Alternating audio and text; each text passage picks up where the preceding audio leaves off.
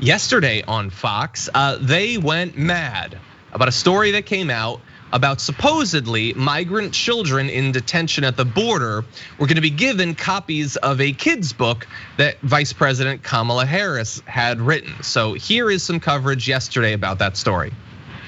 Harris's office saying they weren't aware of these welcome packs and that they're usually organized by members of the community. Wow, Dana, imagine if Trump gave Art of the Deal to kids in cages. I just I can't even see what they would say about that. I don't know. It's kind of silly when you think about it. Right, what do you think's going on here? Okay, so it's kind of silly when you think about it. What do you think's going on here? Well, so it struck even him, a person with the minimal critical thinking capacity of a Jesse Waters. It struck him as silly. What do you think's going on here? Well, yeah, it was silly because it wasn't true. It didn't happen, and they didn't care enough to actually check before running with it and having a panel of 4 experts, millionaires, break down the fact that supposedly these kids were getting the book, Adrienne. Oh, that's great. And generally with kids and books, rarely can they actually read them. You usually have to help them. So it's like there are so many things that would have made me think, is this actually accurate? But it's so entertaining, the things that these people will run with. It's wonderful that, and I actually thought The Art of the Deal was a coloring book. So I'm surprised that Trump had words. That's a lot. Yeah, and I guess one significant difference between the two is that Kamala Harris apparently actually wrote her book. Trump had nothing to do with the writing of his book, and the author has spent the last few decades attacking him online. But yeah, it wasn't true. It was convenient. It was convenient, but why would they do that? Seriously, why would they give the book? As if nobody would find out about that, as if it wouldn't look terrible. And by the way, Fox, if you wanna get all worked up and angry about something, are the kids being there enough? What do you need the book for? Like you finally found a part of this story that you're angry about and it's the made up part? No, the real part is horrific enough. Now the issue is that it apparently took them quite a while to get that story wasn't true, despite the fact, by the way, that fact checks of it in places like the Washington Post have been available. Fox went into a second news day of talking about this. Now I wanna go to Kilmeade being sort of fact checked on Fox in real time about this story. Children's version of Donald Trump's books, because he's written quite a few of them. Imagine if they appeared at the border in a bag of goodies as you arrive here illegally? Well, according to the Washington Post this morning, they're saying that it's not accurate. Peter asked an excellent question because we had heard that, but they're just saying that a book had been donated to a citywide drive. It's not placed in these welcome bags. Well, I think the question was if the government was paying for the book and whether or not she was making money on it. It sounds like a third party.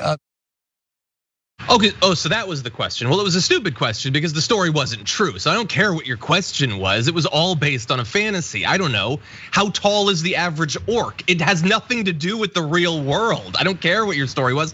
And bear in mind, he had to defend the question because the question was delivered by his son to the press secretary, but really fast because there you had Brian Kilmeade getting like mildly worked up about this story, which is his job. That's supposed to be the skill that he has. And he hadn't actually looked up the story that morning, which is why he didn't know that it had already been retracted. So I wanna show you a little zoom in on when he finds out that he's wrong. And I want you to take a look at his facial expression. Well, according to the Washington Post this morning, they're saying that it's not accurate. Peter asked an excellent question because we had heard that, but. Okay, I didn't expect the clown, but I love that like he looks at the camera like in shock and then, but not like, disappointed in myself because I believe something that was too convenient. I love that, Marissa, great work. Not like I failed in some way. In this job that basically has no bar, I still failed and I should expect more of myself as a grown man.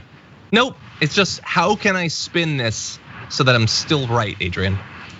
Yes, that was rather entertaining, especially just like you've observed.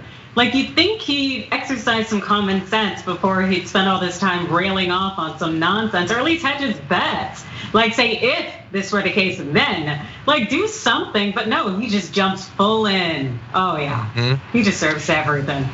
Yeah, and look, that was his response. Ducey's response is, so we blocked off this time to talk about this story, and it doesn't matter that's not true. Apparently, we still have to talk about it. So here is his attempt to continue talking about this fake, made-up story as if it's real news. 2 questions. Number 1, is that book in English or is it in Spanish? I can't really tell from that image. And the other question is, if a group is spending money to buy the book, why wouldn't they spend the money to buy food or clothes or other hygiene elements? Why would they feel they needed to give them her book? He's already been told one volunteer put a book in a bag. Presumably the volunteer had the book. There was not a major order. Nobody called Borders. That didn't happen. He's already been told that, and yet he's still continuing. He had thought, I'm going to appear to actually have a heart for once and talk about how food and toothbrushes would be better than books. Oh, it's not true? I got nothing. I'm just gonna stick with the script I wrote last night. It's pathetic, and yet it is one of the most watched shows, news-based shows on TV. It speaks to, unfortunately, the audience. It really just, this guy seems to think common sense is a preferred qualification as opposed to a prerequisite in his position. And so he's really gonna continue going down this path of trying to condemn Kamala Harris and this book situation. It's just, just admit you're wrong and move on, brother. Yeah. But nobody's gonna, I guess she admitted that it was wrong. She didn't, like when she announced it, she didn't say, and so all of our coverage yesterday about this, all the front page stories and all that are wrong. People who tweeted about it aren't admitting it. The tweets are still, Ronna McDaniel, head of the RNC, says, after learning officials are handing out Kamala Harris's book to migrants in facilities at the border, it's worth asking, was Harris paid for these books? Is she profiting from Biden's border crisis? Well, yes, presumably she got royalties for that one book that someone once bought and then gave to a kid. Yes, that's still up. Any learning, any evolution, admitting that she was wrong, that she fell for something that seemed convenient and got tons of retweets as a result? No. Senator Tom Cotton says the Biden administration's weakness caused a surge of illegal immigration. Now they're forcing taxpayers to buy Kamala Harris's book to give to these illegal immigrants. No, they're not. You were wrong when you tweeted about that. So anything, any learning? No, there's not gonna be anything. And by the way, it's not impossible. I'm not gonna name names here, but I'm in some private DM groups with other progressive and leftists online. And some of them had seen that story. They're people that are not predisposed to like either Joe Biden or Kamala Harris. And so they thought the story looked pretty bad too. When they found out it was wrong, they talked about it with each other and admitted that they had been wrong in believing it, spreading it, memes and all that stuff. That is possible to do. And maybe to have a little bit better of a radar for BS news like that in the future. But I don't think they're going to. And the issue is that it might be something that caught some random people on Twitter. For Fox though, this is what their day of news was about yesterday. It's not about income inequality or lack of affordable access to health care. They make up stories like this. And they have to, that's how they fill the time. They can't afford to be more discerning in their news. Look at how long they spent talking about Dr. Seuss, a private decision that some corporation made.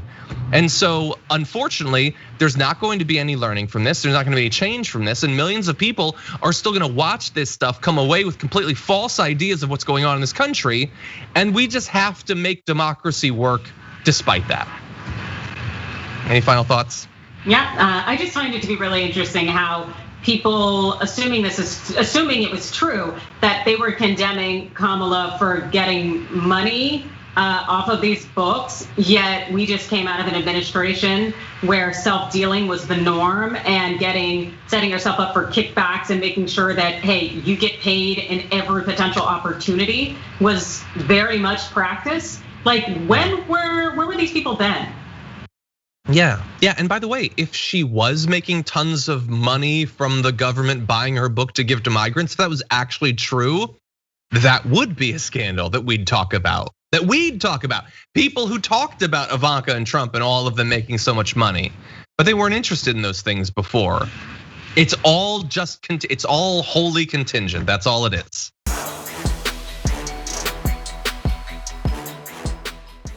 Check out the Damage Report podcast each day, wherever you get your podcasts, whether Pocket Casts or Stitcher or iTunes.